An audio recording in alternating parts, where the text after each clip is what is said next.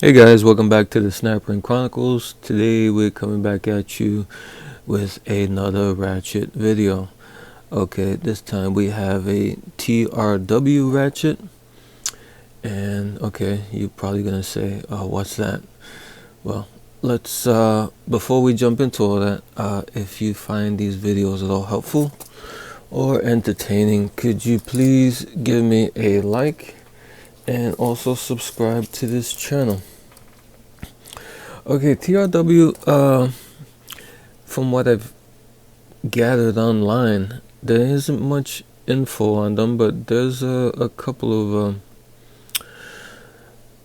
of articles or people talking on Garage Journal about them, and but besides that, not too much. TRW seems like they were these tools came out in the 70s and 80s, and apparently this company had bought Williams, J.H. Williams, the old Williams company, and started, I guess, manufacturing tools. So I'm not sure if this particular ratchet design is a Williams design or what, but I do have this other Williams ratchet, which is this is a 3/8, this is a 1/2 inch, this is a BS-56 Williams USA, and this is the same pattern as this, but this one they released this under the Williams name. Different design than what you would expect from Williams, not the classic Williams design. So let's just take a look at it. No leathers on the back, just in the front. Very utilitarian, I guess. Just the numbers 71200, and TRW doesn't say what. I don't know what TRW stands for. But from what I read and some people were saying online, they kind of dipped their toe into a lot of different businesses that had nothing to do with each other, and I guess they wanted to jump into the tool business, and so they purchased Williams, which would make sense. And what else did I find out about them? Yeah, so I think that these were automotive, marketed towards more automotive venues and sales, and Williams was, I guess, more industrial. Throughout the years they were moving more towards an industrial kind of business, and these were kind of put out there as automotive tools. And even though they're not too bad, I mean, they don't look that great, but I don't know. Yeah, they're not too bad, but they're not too great either, from what I just see off the top.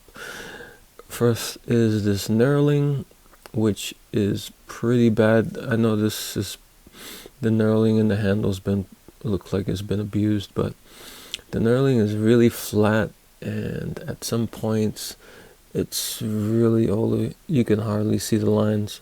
It's been and I don't think that's really from wear. I just think, especially here, I don't see any marks of abuse. I just see the just the lines of the knurling just fading. It just over here is a little bit stronger, and then it goes to the back, and you can hardly see the lines over here. So the handle and the knurling, if you want to call it knurling, it's pretty bad. Okay, so let's open this up and see what we find inside. It has the coil ring that everybody knows, And this is what it looks like. Nothing much to see there. And you just push it out. On these ratchets, there's a ring here that's removable on the anvil side. I'm not going to remove it because when I removed it, a piece of it broke off. So I just put it in and left it there. I don't want to really mess with it too much, or it'll start disintegrating even more. But there was a section of it that just broke off. So, but that ring you see there is removable. And here is inside the head of the ratchet. And the teeth, they kind of look average. They don't look too bad, but they don't look too great either. I don't know if this was from a lot of use, but I don't think this saw much use as far as ratcheting. So there you go. And it has this lip on the nameplate side here and the switch side. And I'm gonna say maybe this is like 40 something teeth. So not too not that coarse, but not fine tooth either. Okay, the mechanism. See, this wasn't well taken care of. You see the pitting here. This ball the spring is dead, so the ball just flops around. So it's more of a collector's piece than a user, mainly I guess because the ball is dead. And here's a look at the paw. It's 3 teeth per side. The fit and finish here isn't bad. It looks okay.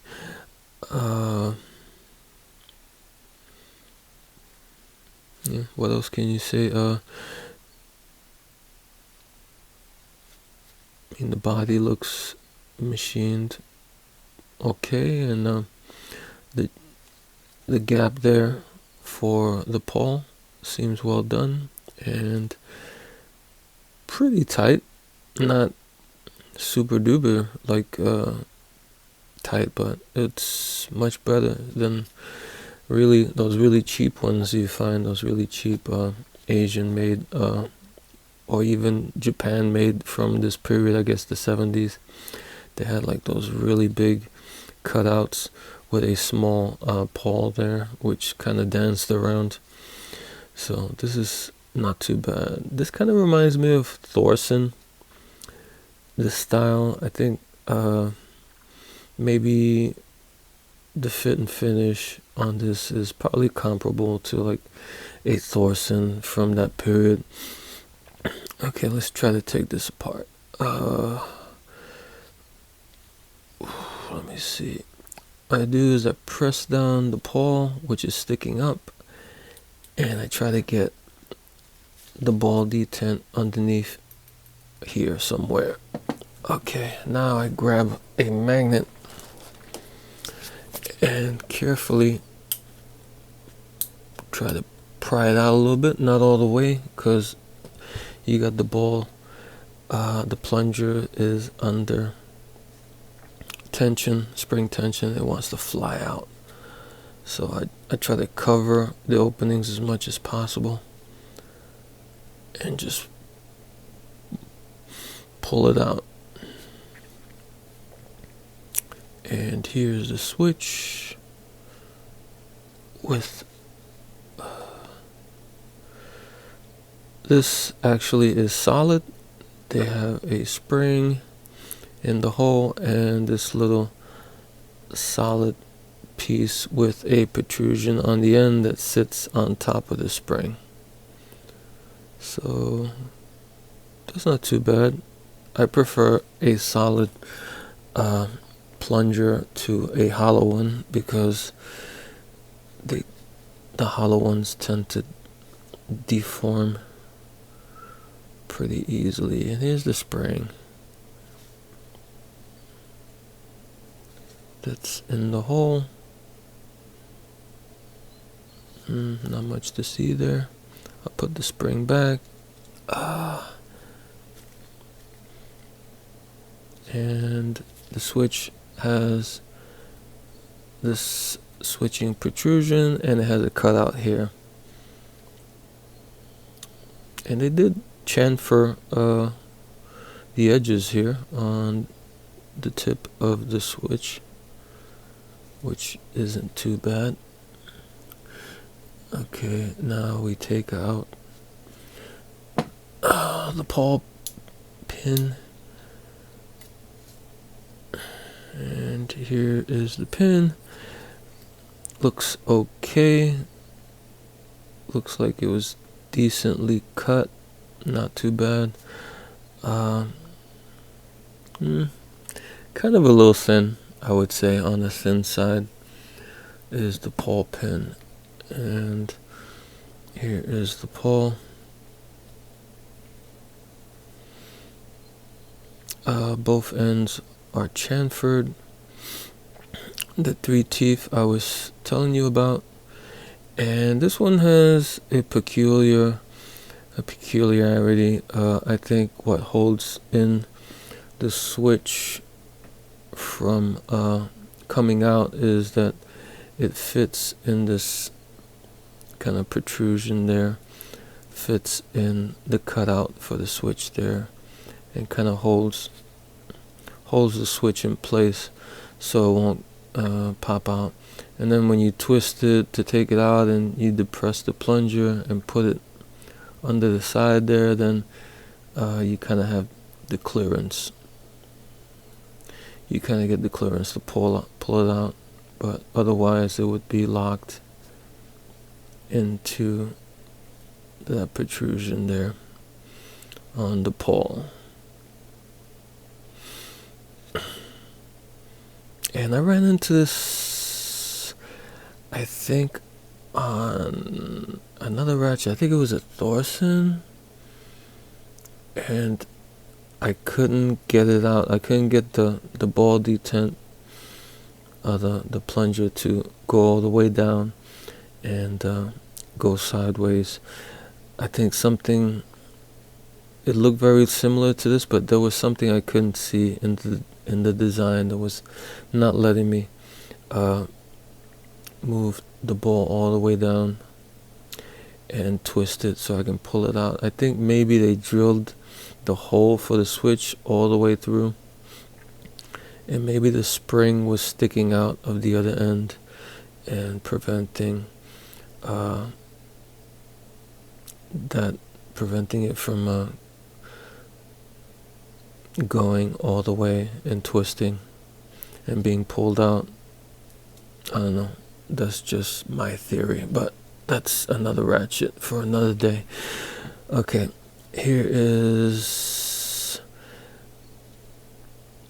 the housing, and another interesting thing here is these side little cutouts there. And I'm not sure if those are cutouts, because I feel there's a lip there. I think that those lips were mushroomed out from the solid plunger. And if we look at the plunger, you can see there's a little bit of mashing there on the sides of it. And I think that's what made those dimples there. But I have seen other Ratchets that I kind of thought that the dimples were made prefabbed, because of that's what kind of kills a lot of those cheaper Ratchets, when they have the hollow plungers and they just keep digging into those sides, and it makes a cut into those hollow plungers, and I guess the plunger is softer than the side of whatever the Ratchet, the mechanism, and it cuts it, and then when when the plunger is supposed to go all the way up, it gets stuck, and that cut holds the plunger down, and that's why it's very sloppy when you try to ratchet, and it feels really bad, or the ratcheting is very weak. So anyhow, that's the mechanism housing. Doesn't look too bad. Looks like there was a good amount of pitting on this rust that I tried to clean out as best I could. See, the remnants are still there. This probably needs some lubricant to help it out. Maybe I'll clean it a little bit better also. Okay, to put this all back together, you take your pawl.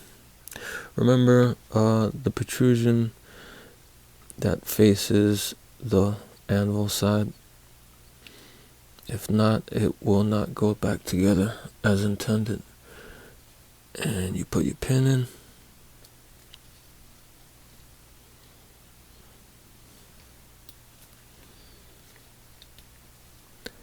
Like that.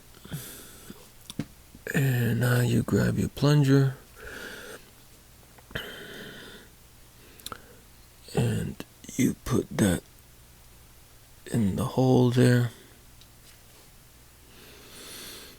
Now you put it in sideways, because if you put it in like that, that protrusion there beside the cutout won't let you go in, because you got the pawl blocking. That protrusion on the back of the pawl is going to block it, so it has to go in sideways. And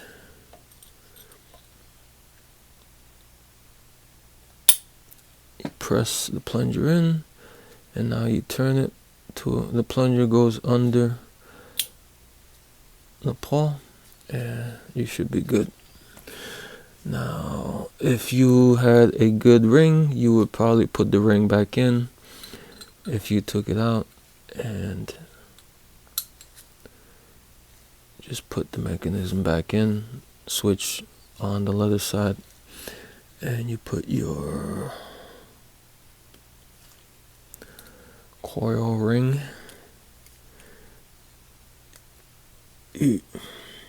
Okay.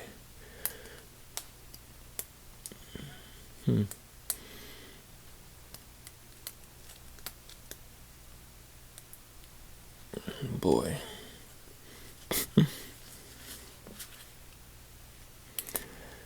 Alright, there we go.